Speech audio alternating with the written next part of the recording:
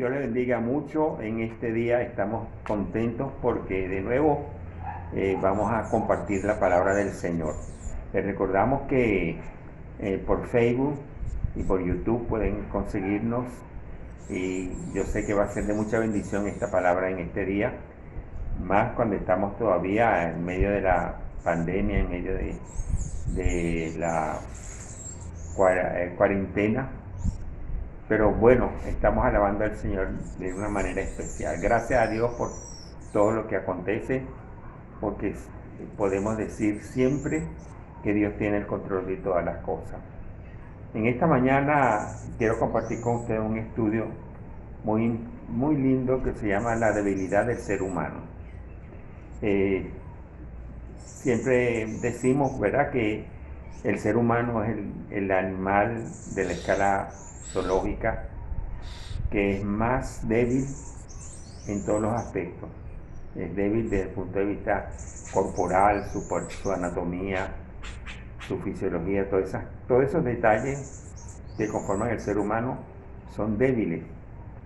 Por eso Dios le capacita y le llena de muchas funciones vitales que realmente mantienen al ser humano en salud.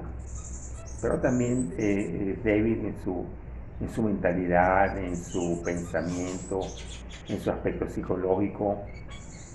También es débil en la parte emotiva, en la parte de mantener, yo digo que la parte de la comunicación es una de las cosas que se debilita mucho en el ser humano. Yo me basé en este estudio en muchos aspectos de la Biblia, sobre todo pues en los salmos, y uno de los salmos que me llamó mucho la atención es el Salmo 88. Tiene unos 18 versículos y dice, todo el salmo desde que comienza, dice que está su vida, la vida del salmista, está muy próxima al Seol, muy próxima a la tumba, muy próxima al hoyo, como dicen ellos. Pero gracias al Señor, porque a través de este salmo podemos ver con detalles cómo es la debilidad del ser humano, cómo es la debilidad de nosotros los humanos. Dice que para alcanzar metas en la vida, primero debemos tener en cuenta que todo ser humano tiene una fortaleza, que hay que nutrirlas, que hay que ejercitarlas, en otras palabras. También vamos a estar claros, esa enseñanza de la fortaleza muy poco le enseñan en la escuela primaria, en el bachillerato, en la universidad, en el hogar, muy poco se habla de esa fortaleza. Más bien se dice, hay una serie de no hagas esto, no llores, no grites, no corras, o sea, más bien te van como diciendo no y no y no, y no te dan un sí, no te dan digamos, una fuerza para que tú realmente la utilices en vez de estar usando el no repetidamente, ¿no? Por otro lado, dice que tenemos que alcanzar metas. Todo ser humano tiene que tener una meta en su vida, una meta, o sea, así como el papá y la mamá ven un bebé recién llegado a la casa, un bebecito recién nacido, van ya pensando hasta el nombre que le van a poner, lo que va a ser en un futuro, y la mamá dice, yo quiero que mi hijo se críe sanito, que tenga un buen desarrollo, un buen crecimiento normal, que pueda ir a la escuela, que sea inteligente, que tenga sabiduría. Todos esos detalles se van creando en la mente de la mamá y del papá, y esas metas se las transmiten a los hijos. Pero hay algo importantísimo, que esas metas necesitan ser realmente objetivas, que no sean cosas de un pensamiento o algo así tan voluble, sino que sea unas metas objetivas, para que ya desde muy pequeño el niño vaya creando en su mente lo que él quiere ser o hacer en el futuro. Muy bien, por otro lado dice que es necesario conocer nuestras fortalezas. Si están debilitadas, si son fortalezas que son realmente muy estrechas, muy pocas, tenemos que hacer un ejercicio, ¿verdad? Ejercitarlas para que esas fortalezas cada día se hagan más fuertes y sean las defensas de nosotros. Miren, el Salmo 46, versículo 1 dice, el Señor es mi fortaleza. Si yo confieso que Dios es mi fortaleza, no me puedo sentir débil, porque Dios es la fortaleza. Decimos siempre, Dios es el omnipotente Dios, el omnipotente Dios, o sea que Dios es fortaleza si yo lo confieso y yo lo creo. Eso es importante. Una cosa es decirlo de los dientes para afuera, y en el momento que llega la dificultad y la prueba, entonces me achanto, me siento mal, me deprimo, porque me olvido de que Dios es mi fortaleza. Y pues, en el Salmo 144, versículo 2 dice que es fortaleza y escudo, imagínate, fortaleza y escudo. O sea que Dios es tu fortaleza, es mi fortaleza, pero también es mi escudo protector. Es decir, que en todo momento vamos a tener presente esa expresión que tiene que ser una realidad en la vida de cada uno de nosotros. Mi fortaleza y mi escudo. Salmo 144. Muy bien, también hay algo importante, que una vez que nosotros identificamos las debilidades que tenemos, ¿qué vamos a hacer con ellas? ¿Cuáles son las debilidades que podemos tener como seres humanos? ¿Verdad? Y eso pues siempre, a veces nos las dicen en la casa, en la escuela, que tenemos X o Y debilidad, pero no nos dan las herramientas necesarias para nosotros erradicar de nuestras vidas esas debilidades, sino que las quedamos allí y en un momento dado, bueno, yo tengo esa debilidad y por lo tanto voy a morir con ella, y esto no puede ser así, porque dice la palabra que Dios hace todo nuevo, ¿verdad? De manera que el que está en Cristo nueva criatura es, las cosas viejas pasaron y aquí todo es hecho nuevo. Esas debilidades se van en el nombre de Jesús. Muy bien, hay otra cosa importante. Si nosotros somos capaces de identificar esas debilidades, y la pregunta es para ti también, si tú eres capaz de identificar esa debilidad o esas debilidades que tú tienes, tú estás en la capacidad también de pedir a Dios que te ayude a salir de ellas para que se conviertan en fortalezas en tu vida, y que muchas veces las debilidades son las que hacen que nosotros cometamos errores, que dejemos las cosas a media asta, que no terminemos nunca lo que emprendemos, y eso es una cosa que hace daño en la familia, en el hogar, con los hijos y en uno mismo también. Es importante que lo tengamos en cuenta. Dice acá que el Señor Jesús en los días previa a la crucifixión se sintió débil. Él dijo, estamos hablando del Cristo que era 100% hombre, se sintió débil, ¿verdad? Con esa carga de pecado del mundo entero que ya estaba sobre sus hombros. Imagino que se sintió débil y reconoció su debilidad. Y por ejemplo dice acá que lo más grave es que él fue el Cordero puro y sin mancha, que fue llevando en sus hombros toda esa carga de pecado, y tenía que probar la muerte para que eso llegara a feliz término, ese plan ya diseñado por Dios en base a nosotros, para que nosotros fuésemos salvos y que se sanara la enemistad que había entre Dios y el ser humano. Ahora vamos a ver aquí, dice que a través de la debilidad también podemos reconocer que Dios es grande y poderoso. Dice el apóstol Pablo en la primera carta a los Corintios, capítulo 15, verso 10, que dice que por la gracia de Dios soy lo que soy. Soy lo que soy. ¿Sabes una cosa? Que toda persona en este mundo, y mayormente el cristiano, tiene que entender que por la gracia de Dios yo soy lo que soy. O sea, por la gracia de Dios, número uno, yo soy hijo de Dios. No todo el mundo es hijo de Dios. Por la gracia de Dios, todos somos vencedores. La palabra dice que somos más que vencedores. Ahora, si yo confieso muchas debilidades y no salgo ni hago lo necesario para salir de ellas, yo no puedo decir que soy más que vencedor. Imposible. Anoche yo oía un cantante mexicano que decía que muy bueno cuando tú estás en la montaña, allá arriba, disfrutando de la presencia de Dios, pero cuando vas al valle, el mismo Dios que estaba contigo allá arriba, en el monte, es el mismo Dios que está en el valle. El Salmo 23 dice, aunque ande en valle de sombras de muerte, no temeré mal alguno. Quiere decir que si Dios te puso allá en eminencia, pero también te llevó al valle para que aprendieras algunas cosas, sobre todo las debilidades que tienes, tú puedes decir, yo estoy en el valle de sombras y de muerte, pero yo tengo a Dios en mi corazón y yo soy victorioso. Y vas a salir de ese valle en el nombre de Jesús. Vamos a ver primeramente que la debilidad humana está manifestada en todo ser humano. Todo ser humano tiene debilidades. Ahí podemos decir nosotros, el que diga yo no tengo, yo creo que hace mentiroso a Dios.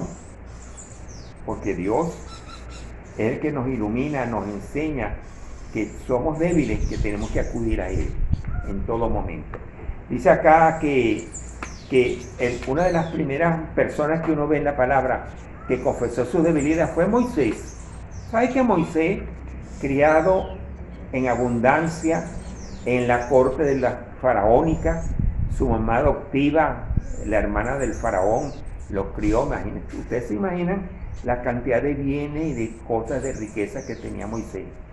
Cuando le tocó huir de la corte faraónica y meterse al desierto a cuidar ovejas, o sea que se vio en las últimas.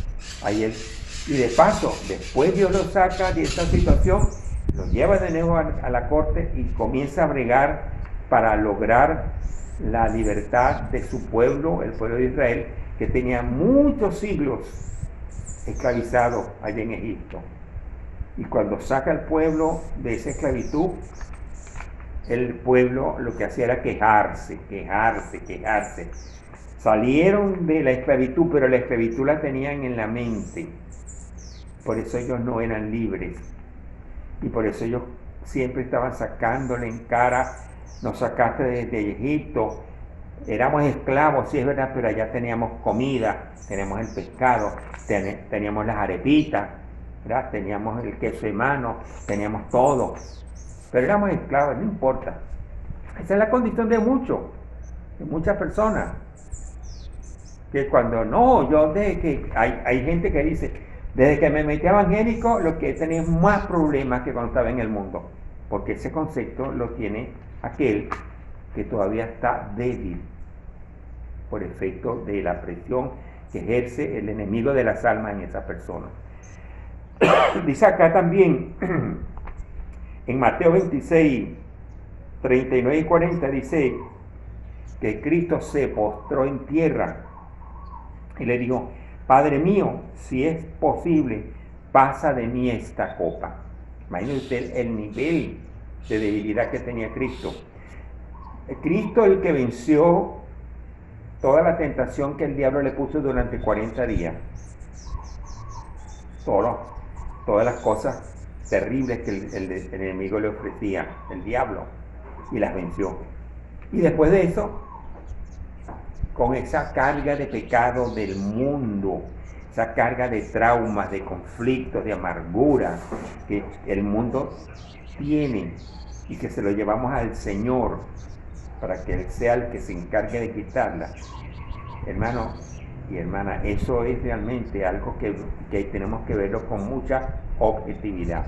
Cristo dijo, pasa de mí esta copa.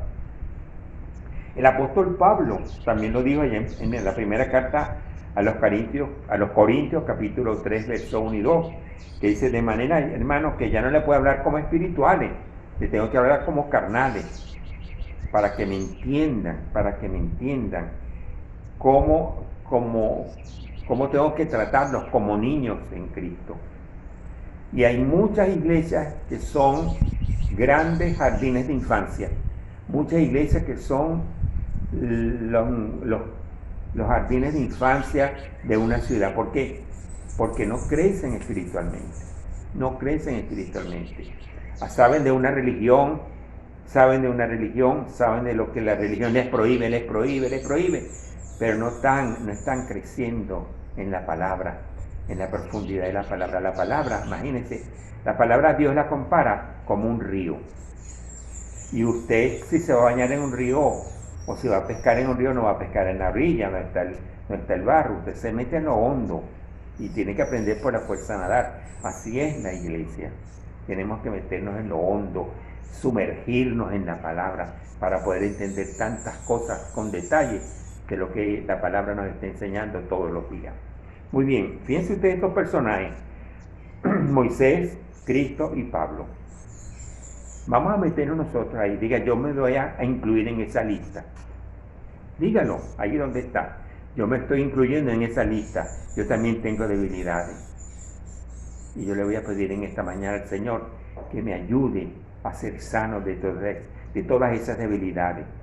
Porque Dios no puede darme el fruto del Espíritu Santo si en mí hay debilidades. No puede entender lo que es el amor, lo que es el gozo, lo que es la paz, lo que es la benignidad, lo que es la bondad, lo que es la mansedumbre, la fe, la templanza. Todos esos detalles que conforman el fruto del Espíritu Santo, no lo voy a entender porque yo soy una persona débil. Y hasta hoy vamos a ser débiles. Porque, como dijo el apóstol Pablo, todo lo puedo en Cristo que me da fuerza. Y eso lo vamos a decir siempre en el nombre de Jesús. Hay una cosa, el número 2 dice que, pero de algo estamos bien, pero bien seguros. Repita conmigo, de algo estoy bien seguro. La debilidad humana me lleva a depender de Dios. ¿Qué es lo que quiere el enemigo? Que usted se sienta débil, que usted vive en esa debilidad y que no acuda a Dios. Agárrese de Dios, vamos a agarrarnos de Dios. Vamos a abrazar a Dios, a nuestro Señor Jesucristo, ¿verdad? Vamos a abrazarlo. Que el Espíritu Santo nos va a dar poder para decir, Señor, gracias, porque esta debilidad que yo tenía me ha llevado a depender de Dios mi papá, de Dios mi Padre, que todo lo puede. ¿Cuánto decían? Vamos a decir amén en nombre de Jesús. Amén. Bueno, dice que no sabemos qué hacer, pero Dios sí sabe.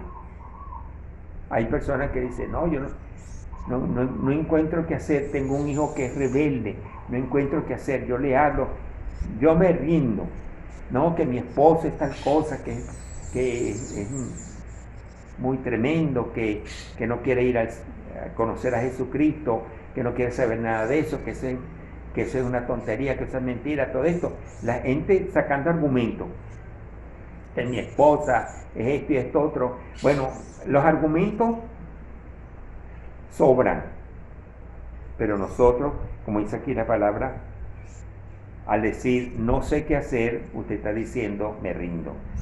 Pero si usted sabe qué hacer, ¿verdad? Y nosotros decimos en la iglesia, vamos a impactar y dar vida al resto del cuerpo de Cristo. Impactar no es que me voy a poner un cartelón adelante y otro atrás, decir yo soy cristiano, no, eso no. Impactar es que usted modele a Cristo con sus hechos, que sus hechos, sus acciones hablen más que las palabras. Eso sí es lo más importante. Usted no puede querer a su esposo o a su esposa a Biblia así recitada de memoria. No, eso no hace. Lo que hace es que usted le dé el ejemplo de una persona humilde, una persona que tenga un buen testimonio, que sea amable, que tenga ese gozo de estar compartiendo en su casa el plan de salvación con hechos y menos con palabras. Eso sí va a impactar y dar vida. Por lo tanto, dice aquí en la palabra, allá en Jeremías capítulo 10, verso 23, que nadie sabe sus caminos, solo Dios. Nadie sabe. Usted no escogió nacer en Valle de la Pascua. Usted no escogió nacer, si usted es italiano, si es portugués, si es de allá de los Andes, si es de Colombia, si es de aquí del Táchira, si es de Margarita. Usted no escogió nacer allá. Por lo tanto, nadie sabe, nadie sabe. Usted no sabe ni dónde nació, porque se lo dijeron, y está en su partida de nacimiento, ¿verdad? Pero usted no escogió nacer en esa ciudad o en ese pueblo. Pero tampoco usted no sabe a dónde va a morir. Nadie sabe eso. Por eso dice ahí que cada día trae su propio afán, dice la palabra, ¿verdad? Y dice que el día de ayer ya pasó. El día de mañana no sé si estaré vivo. Es decir, vamos a vivir el día de hoy. Y hoy es el día en el cual usted va a decir, yo quiero ser libre de toda debilidad en el nombre de Jesús. Por eso dice acá que nadie separado de Dios puede hacer nada. En el capítulo 15 de Juan, versículo 5, dice, separado de mí, la letra B, separado de mí nadie puede hacer nada, nadie. ¿Sabe una cosa? Yo sin Dios no soy nadie, pero Dios sin mí sigue siendo Dios. Eso es lo más importante que debemos tener. Y por último dice que soy competente gracias a mi Señor, quien nos da la competencia, quien nos da la fortaleza, quien nos da toda la fuerza, toda la enseñanza, toda la sabiduría y toda la inteligencia. Se llama nuestro Dios, nuestro papá, nuestro Dios, nuestro Padre Celestial. Dice, no seamos más, digamos, competentes por nosotros mismos. Eso se llama autosuficiencia. Sino que vamos a dejar que sea el Señor que haga, que nos enseñe a ser competente. Él nos enseña esa competencia, que esa competencia proviene de Dios. No proviene en un libro, no hay un manual que usted diga, me voy a estudiar este manual de tapa a tapa porque voy a ser competente. No, usted tiene, esa competencia viene de Dios y usted la disfruta y usted sabe que usted puede ser el mejor profesional, puede ser el mejor universitario, salió de una gran universidad, todas las universidades venezolanas son excelentes, pero si usted no cuenta con la competencia de Dios, esa enseñanza va a ser demasiado efímera. Y usted tiene que entender que yo me voy a graduar de abogado, me voy a graduar de médico, me voy a graduar de técnico, me voy a graduar de licenciado en tantas cosas que hay, educación, bioanálisis, etcétera, etcétera. Pero si usted no tiene la competencia que le va a dar Dios, usted va a ser un fracasado. Así que, primeramente, pues yo le doy gracias al Señor, porque usted va a entender cuáles situaciones usted va a identificar con la ayuda del Espíritu Santo, que se transforman en debilidades en tu vida y que tienes que sanar, que tienes que cambiarlas con la ayuda del Señor en competencias, en fortalezas en tu vida. Yo traje aquí una lista de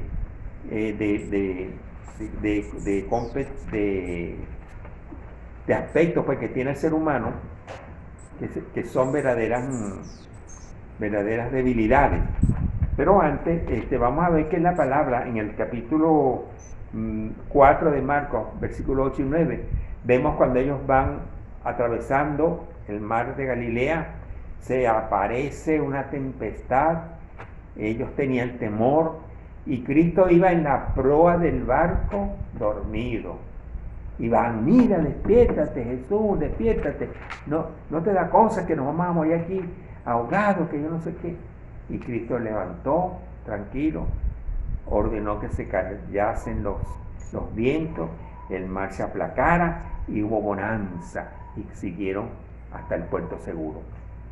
Miren, hermano, eso ellos habían visto el poder de Cristo, habían visto los milagros de Cristo, todavía estaban en pañales, vamos a decirlo así.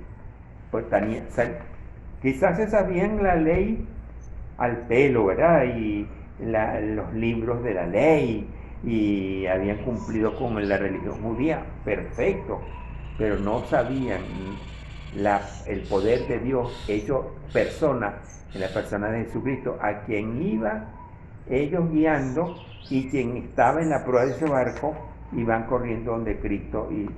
Pero bueno, Cristo, fíjense otro caso Otro caso bien emblemático es la mujer enferma con un problema ginecológico.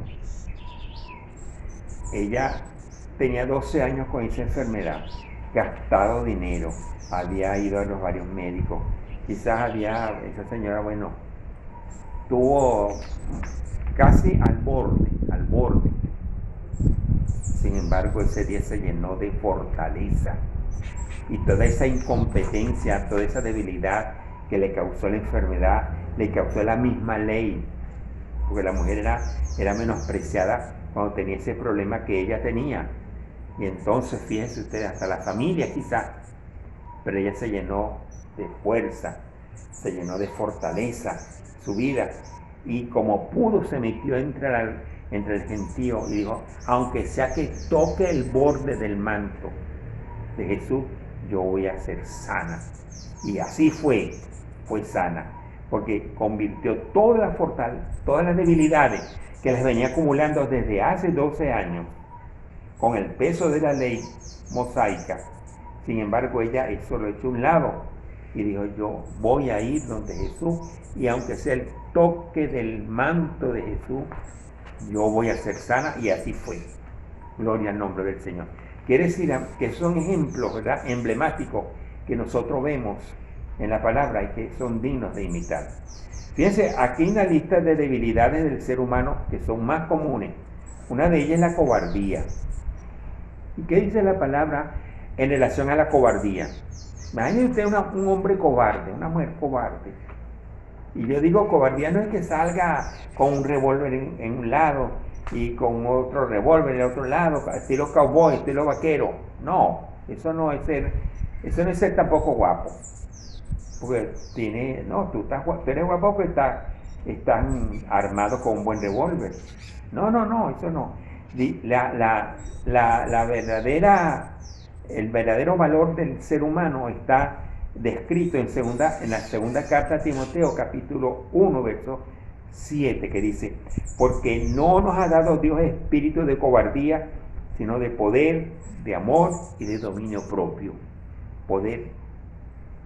Poder, de amor y de dominio propio. Eso dice 2 Timoteo 1, 7, en relación a la cobardía. Recuerden, el egoísmo. El egoísmo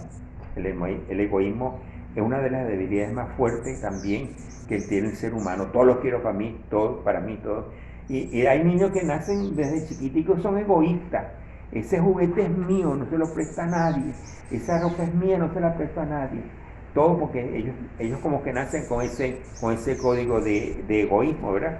Pero ¿qué dice Isaías capítulo 14, verso 13? Dice, Satanás, tú que decías en tu corazón, subiré al cielo en lo alto, junto a las estrellas de Dios, levantaré mi trono, y en el monte del testimonio me sentaré, a los lados del norte, sobre las alturas de las nubes subiré y seré semejante al Altísimo. Ahí está el ejemplo de Satanás. No queremos ser imitadores de Satanás, todo lo contrario. Rechazamos todo egoísmo en el nombre de Jesús. Recuerde que usted no tiene nada, todo está prestado. Si tiene una casa, tiene un carro, tiene una profesión, tiene una familia, eso, nada, usted se va a ir a la tierra, al polvo de donde salió, igualito, así sin nada. Dice la antipatía. Hay gente que son antipáticos, que nadie los saluda. Hasta en las iglesias hay gente antipática. Y el Señor le escribe allá en la palabra, en Tito 3:2, dice, que nadie los difame, que no sean pendencieros, sino amables, mostrando toda mansedumbre para con todas las personas. Quiere decir que si antes éramos antipáticos, que nos saludábamos, miren, yo oí una vez con mucha tristeza que una familia cristiana vivía en una calle céntrica de aquí de La Pascua, y una señora me dijo, mira chica, tú vives cerca de fulano, que eres cristiano, qué bueno, ¿verdad? Que ese señor es muy buena gente, es cristiano, ese no saluda a nadie, eso no parece cristiano y no saluda a nadie, y uno le va a pedir un favor, lo que hace es tirarte la puerta en la cara. Yo me quedé callado y dije, Dios, no sigo hablando porque si no voy a pecar. Vamos a celebrar la Santa Cena en esta mañana, dándole primeramente la gloria al Señor porque es un mandato de Dios celebrar la Cena del Señor. Y se llama Cena del Señor porque me imagino que ellos la tomaron ya después ellos llamaban la última parte de la tarde, del día, mejor dicho. Y entonces, dice acá en el capítulo 11 de la primera carta a los Corintios, el apóstol Pablo se la manda a la iglesia de Corinto, se le enseña, mejor dicho, dice, porque yo recibí del Señor lo que también les he enseñado, que el Señor Jesús la noche que fue entregado tomó pan y habiendo dado gracias lo partió y dijo, tomad, comed, este es mi cuerpo que por vosotros es partido, haced esto en memoria de mí. Asimismo tomó también la copa después de haber cenado, diciendo, esta copa es el nuevo pacto en mi sangre, haced esto todas las veces que la bebieres en memoria de mí. Así pues, todas las veces que comieres este pan y bebieres esta copa, la muerte del Señor anunciáis hasta que Él venga. Dice aquí la palabra que después de haber cenado, quiere decir que ellos primero comieron, me imagino una cena liviana, una cena en amistad con todos los discípulos que estaban ahí con él, en casa de uno de los hermanos, pero después él hizo esta parte que es realmente la verdadera comida o cena del Señor, utilizando el pan y el vino. El pan en esa época se hacía obviamente de trigo, pero también había el pan de centeno y el pan de avena, que eran tres cereales. El más caro era el centeno, pero también era el más peligroso, porque ese centeno producía un hongo que podía ser venenoso. Pero el Señor lo hizo de pan de trigo. Y tomó un pan entero, lo partió y dijo, este es mi cuerpo que por vosotros es partido. El trigo lo cosechaban, lo desgranaban, era pasado por un molino de piedra para quitarle la concha, que es lo que se llama el salvado de trigo, que eso se utiliza con otros fines. Y ese grano de trigo era molido hasta sacar una harina que era amasada con agua o con leche, y de ahí sacaban un pan sin levadura. O sea, no le daba tiempo, ¿verdad? Ellos lo hacían sin levadura, recordando también que cuando lo tomaron allá en Egipto, lo hicieron así de rápido porque por eso no tiene levadura, porque había que esperar que la levadura leudara la masa y todos estos detalles.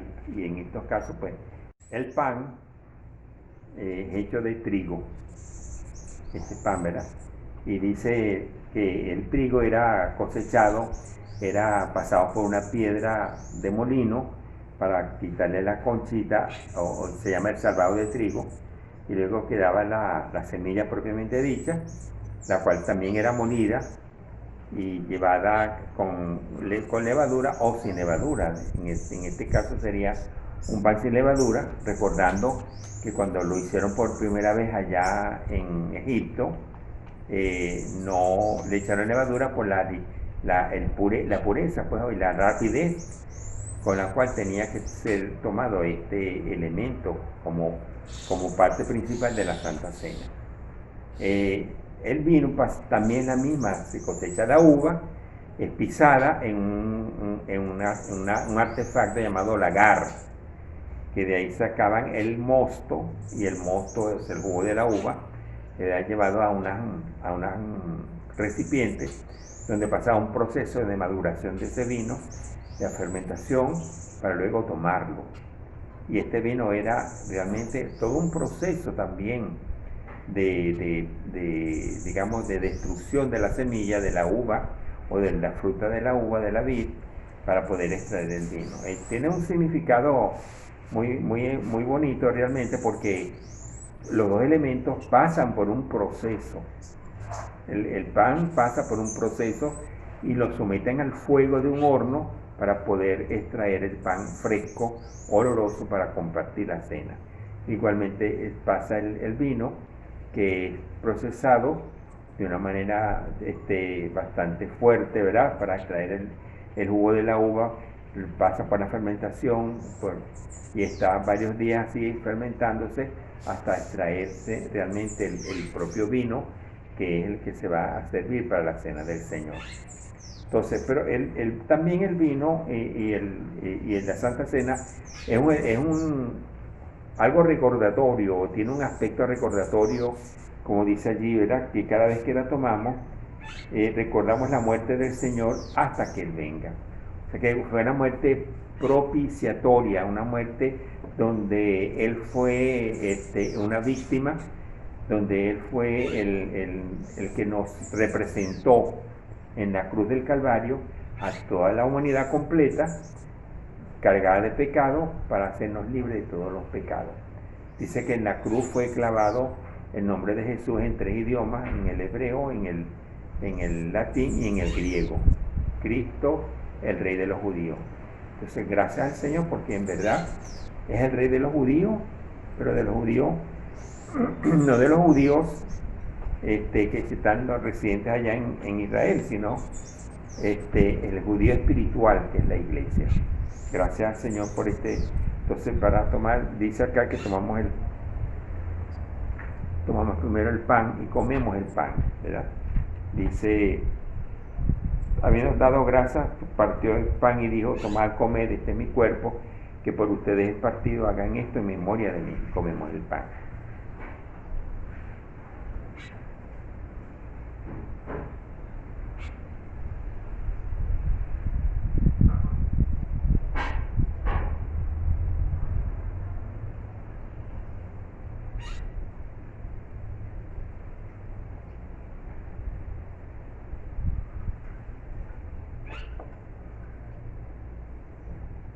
Tomamos la copa y dice: esta copa es el nuevo pacto en mi sangre. Hagan esto todas las veces que la bebieres en memoria de mí. Entonces, tomamos la copa, tomamos el vino.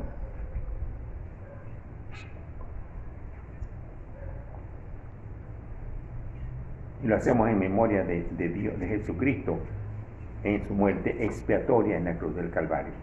O sea, tomamos el cuerpo y la sangre de Cristo.